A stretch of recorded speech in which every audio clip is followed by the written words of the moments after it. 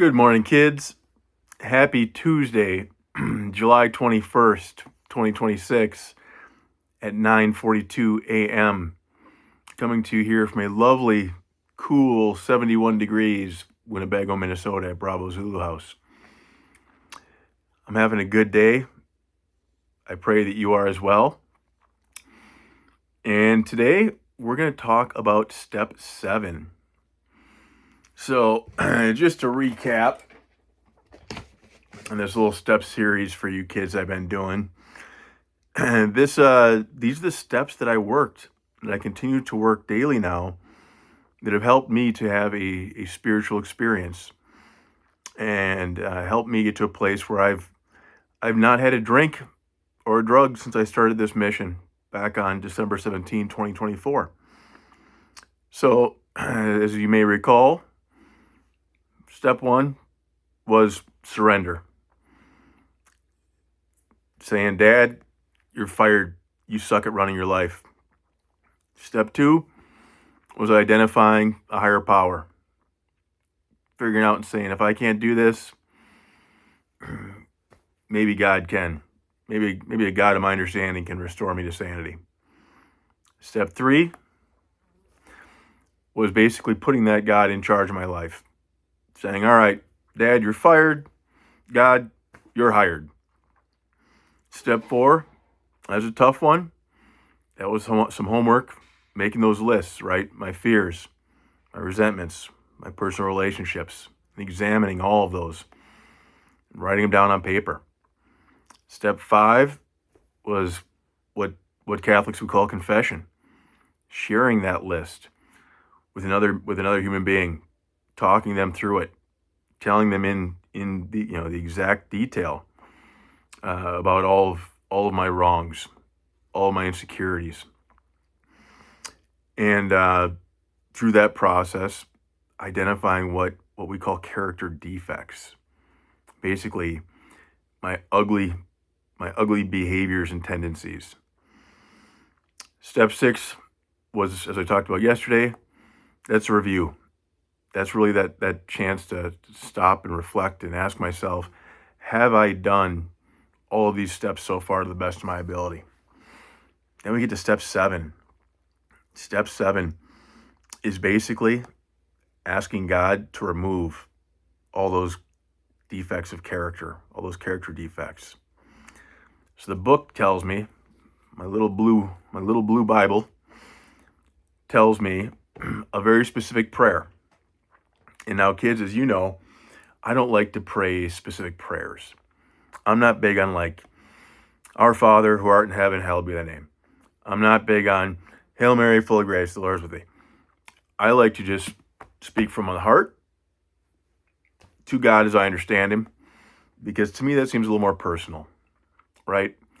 If I was to send a text message every day, and it was the same text message, same little copy-paste text message every day, I'm guessing the person who gets that would kind of recognize it and say, you send me the same text message every day. It doesn't really mean so much. So anyhow, the book does tell me, though, that for this step 7, it suggests a specific prayer. It says we say something like this. And I followed the book on this. I said this prayer. So I said for my step 7, my Creator, I am now willing that you should have all of me, good and bad.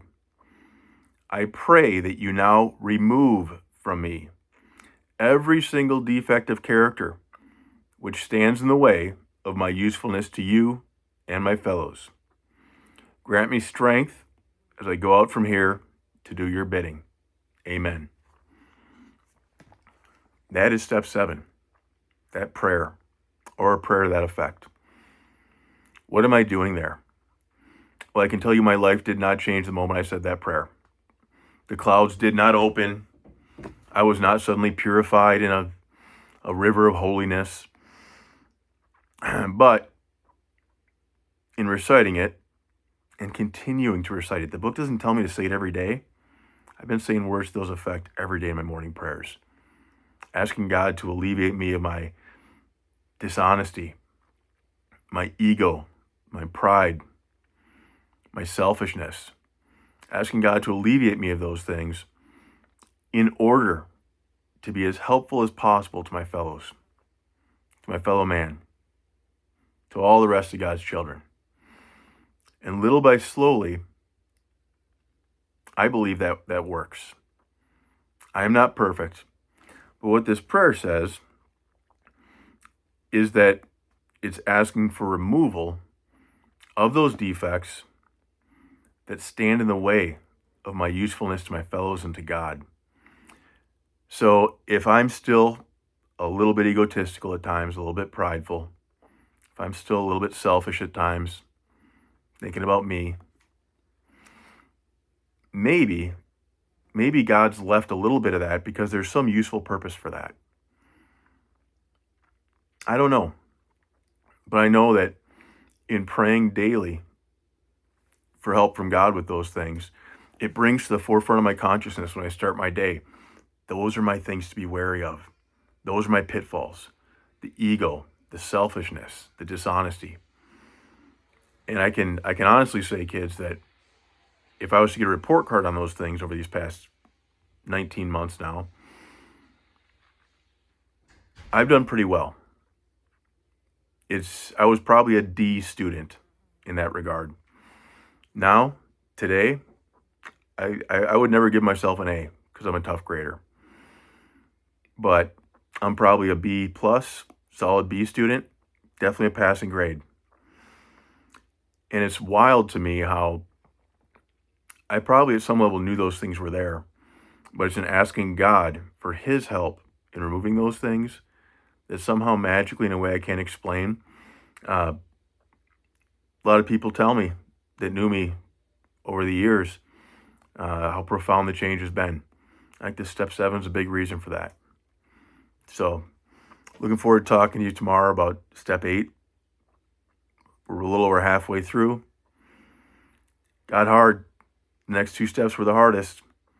But step 7, that was a bit of a release.